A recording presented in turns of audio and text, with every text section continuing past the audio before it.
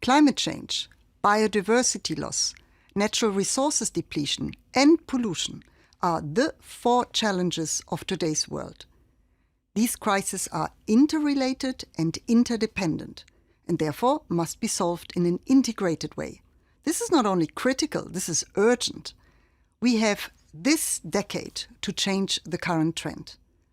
On top of this, the current COVID pandemic is changing the global landscape, and our biggest short-term challenge is now to respond to the health and economic crisis.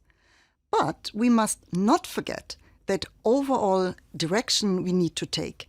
Our policies and investment must become coherent with the environment and climate goals.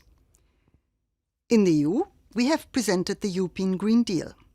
It is our response to the 4 environmental crises I just mentioned, and our new strategy for growth and competitiveness, and a strategy for a regenerative economy.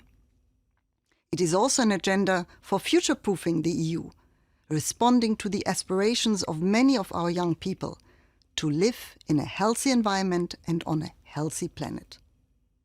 Yes, we must invest in a smarter, greener and more resilient economy. In the EU, we want to become the first climate-neutral continent by 2050. To get there, we have presented the first ever EU climate law. And just a few weeks ago, the Commission has also proposed to step up Europe's 2030 climate ambition to at least a 55% reduction by 2030. To reach climate neutrality and the new climate targets, all sectors have to be decarbonized. We need more renewable energy. We need a transformed food system. We need sustainable infrastructure. And we need to transition to a full circular economy. To reach climate neutrality, we also need to capture carbon. Now, how can we do this? Either through technologies or through ecosystems and natural carbon sinks. Therefore, to achieve climate neutrality, we also need to protect and restore our ecosystems. Let me give you the example of forest. Now, forests capture and store CO2 and thus mitigate climate change.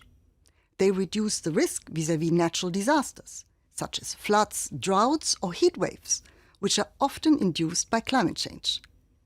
They prevent soil erosion, and they provide clean water through filtration and ensure water retention. And they clean the air. This is all what the forest can do. But take also the key role of the oceans.